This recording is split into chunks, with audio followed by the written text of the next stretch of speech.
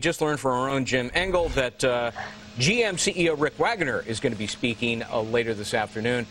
Virg Bernero, the mayor of Lansing, Michigan, is joining us now via a webcam Skype. Mr. Mayor, thanks for being with us. We're not going to know the details for a few more hours, but we know this much.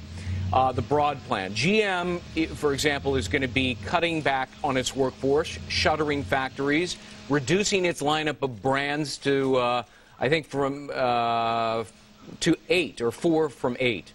What's your reaction to the plan? Well, first of all, I got to say, in all honesty, I was a little offended by your question. You know, have the unions given up enough? Has the working man given up enough? You know, my question is, has Wall Street given up enough for the billions that they have taken? I got to tell you, I am so sick and tired of the double standard. One standard for Washington and Wall Street and another standard for working people in this country. It always comes down to, in order to be more competitive, we got to take it out of the hide of the working person, cut their pay, cut their benefits. How much is enough? Let me ask you, have the bonuses been cut on Wall Street? What has Wall Street given up? Yeah, what has Washington given up? It's always the working person who takes it on the chin and who's thrown it under the bus. But so now that you bring it up, package, and we don't mind. The auto industry will step up and we'll take our lumps. But by gosh, let's have some reciprocity in this country.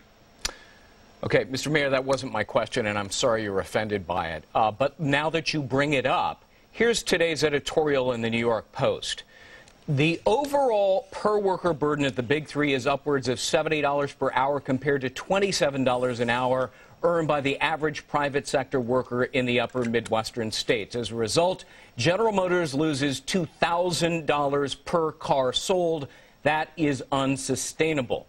Wouldn't you agree that UAW workers need to swallow some pay cuts, substantial ones? Greg, I don't know about you, but I have good health benefits here in the city of Lansing. My guess is that Fox provides you with some good health benefits. So now General Motors and the Big Three are to be penalized for doing a social good and stepping up to the plate and providing health benefits and some pension for their workers. Give me a break. You know, Wall Street got billions of dollars, no strings attached. They haven't suffered one iota, and all we can talk about is how much more blood we can squeeze out of the turnip, how much more we can get out of the working person. I'm telling you, Americans are sick and tired of it across this country.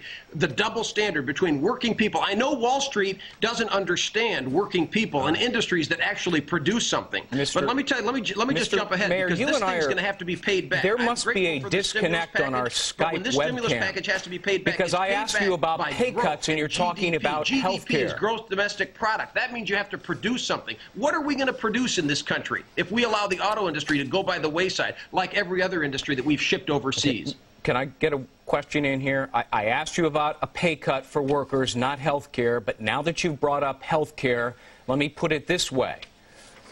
$47 billion in future costs to UAW workers for health care for life. You're wrong. I don't get health care for life here. And isn't that part of the problem? They need to give up that which no other worker gets, health care for life.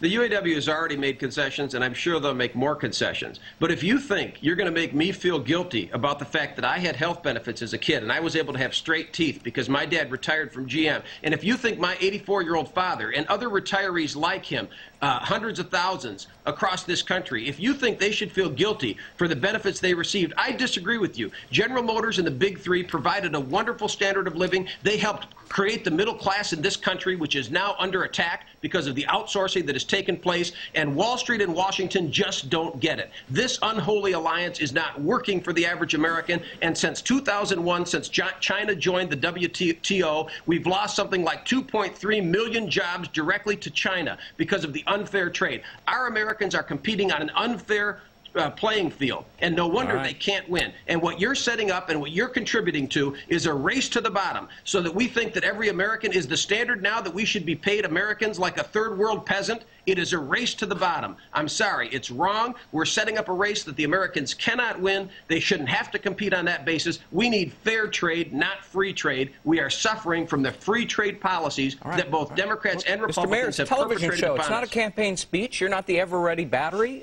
Calm down. We're just having a discussion here. Mayor Bernero of Lansing, Michigan, thank you very much.